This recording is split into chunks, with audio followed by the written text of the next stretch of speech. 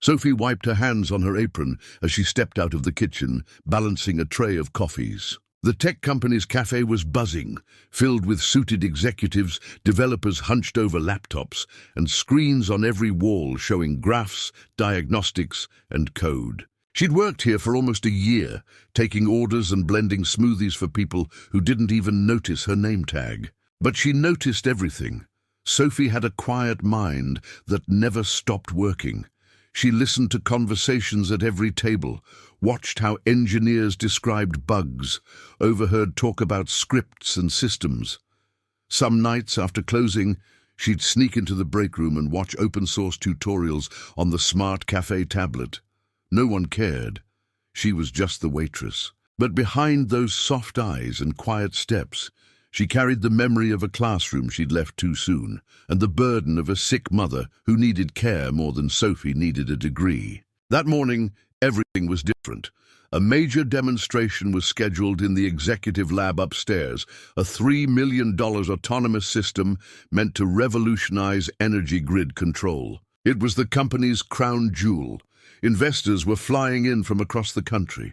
Thomas Grayson, the billionaire founder himself, would be watching live from the glass conference room. The engineers in the cafe were on edge. Sophie delivered their coffees without a word, but she felt the tension in their voices. Everyone was nervous. A few minutes later, just as Sophie refilled the ice bins behind the bar, she heard the sharp ping of an emergency alert. One of the screens on the cafe wall turned red. System failure. AI core not responding. Gasps rippled through the staff, seated nearby. Someone spilled their drink. Sophie instinctively looked up, her eyes narrowing. Upstairs, panic erupted. Engineers ran between terminals. The lead developer barked orders. A junior programmer tried a manual reboot, but nothing worked. The AI interface refused to launch. The sensors were frozen. Code lines scrolled like static. The company's most critical system had crashed in front of the CEO and investors. Sophie climbed the service stairs with a water pitcher in hand, told to deliver it to the buffet table on the demo floor. When she arrived, she saw it clearly. Screens filled with red errors, broken code paths, system loops stuck in auto-retry. She paused, tilted her head slightly and said softly, "It's not the interface, it's the restore path. It's calling a corrupted backup file." The nearest engineer turned and blinked. "What did you just say?" Another one laughed. "She's the waitress, probably repeating something she heard on Reddit." Sophie took a step back, cheeks flushed. But the lead developer had heard her. "Which backup file?" he asked, voice thin. Sophie stepped forward, pointing to the command line. "Look at the version label. That directory hasn't been patched since January. The pointer's defaulting to a ghost folder. It doesn't even exist anymore." The man frowned. "She's not wrong." The junior programmer said, "Let her try." The room hesitated. Then the lead said, "Do it. We're out of time anyway." Sophie walked slowly to the terminal. Her hands didn't shake. She opened the debug shell, bypassed the frozen UI, and rerouted the restore command manually. For a second, nothing happened. Then the screen blinked once, twice, and all lights turned green. The interface returned. The AI responded. The system rebooted in full functionality. On-screen data flowed smoothly. Diagnostics stabilized. The room froze. Engineers stared at each other. The lead developer looked at Sophie like she'd rewritten gravity. Behind the glass, Thomas Grayson stood, arms folded, eyes locked on her. No one cheered. No one spoke. A quiet shock filled the room like steam after an explosion. Sophie turned from the screen and took a step back, unsure of what she was supposed to do. One of the developers whispered, "Did she really just fix that?"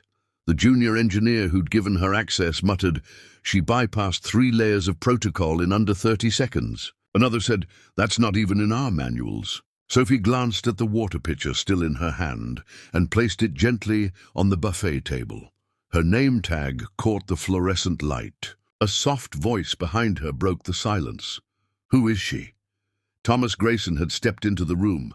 He didn't sound angry. He sounded stunned. The developers looked at each other, unsure whether to answer. Sophie stood still, staring at the floor. One of the younger programmers cleared his throat. "She works in the cafe." Grayson looked at Sophie. "Do you?" She nodded. "Yes, sir." His eyes narrowed. Not with suspicion, but curiosity.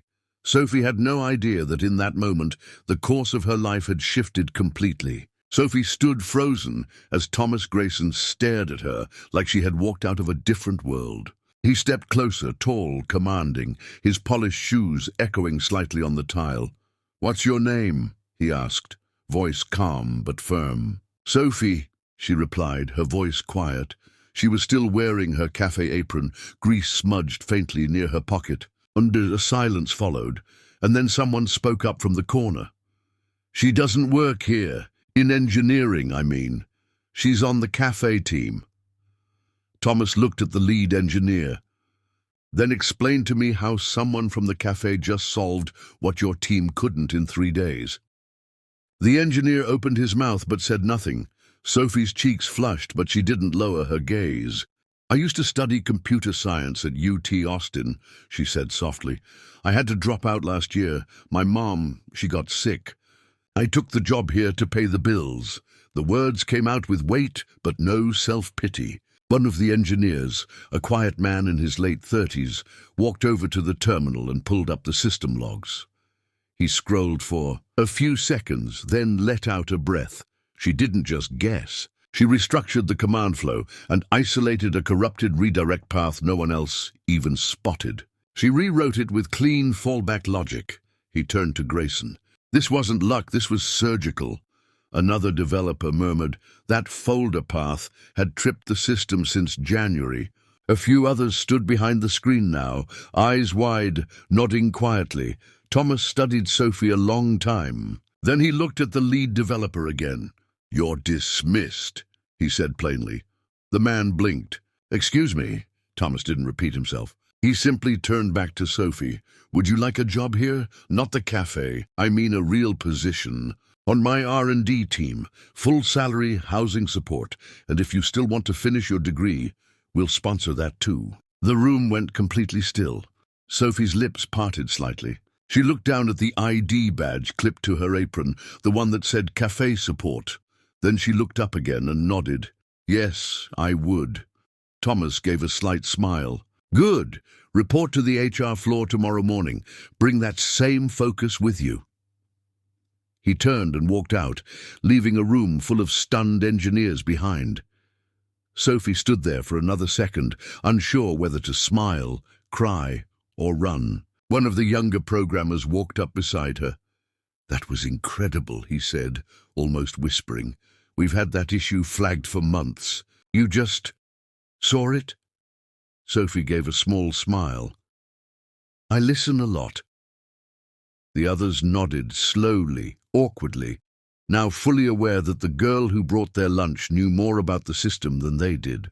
Back downstairs, Sophie walked into the cafe and quietly unpinned her name tag.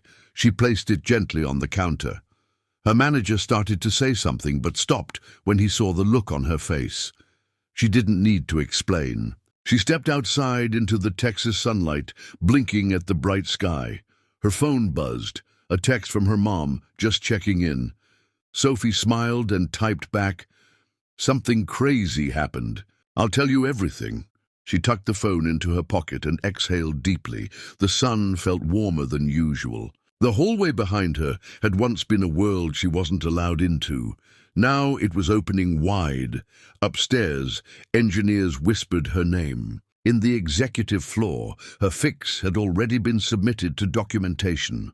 Within hours, an internal memo labeled Sophie Protocol was created, based entirely on her command patch. Later that week, she returned to the building, but this time through the executive entrance. She wore a clean blazer, borrowed from a neighbor, and carried a notebook full of scribbles she'd written at night after work. The front desk attendant greeted her differently, no longer invisible, no longer a cafe worker. Sophie walked into the R&D floor and stood before a group of people who'd once ignored her. They rose from their seats, not out of formality, but respect. She sat down quietly, pulled up a screen, and got to work. The girl who once fixed coffee now fixed code. And with that, her life didn't just change. It started.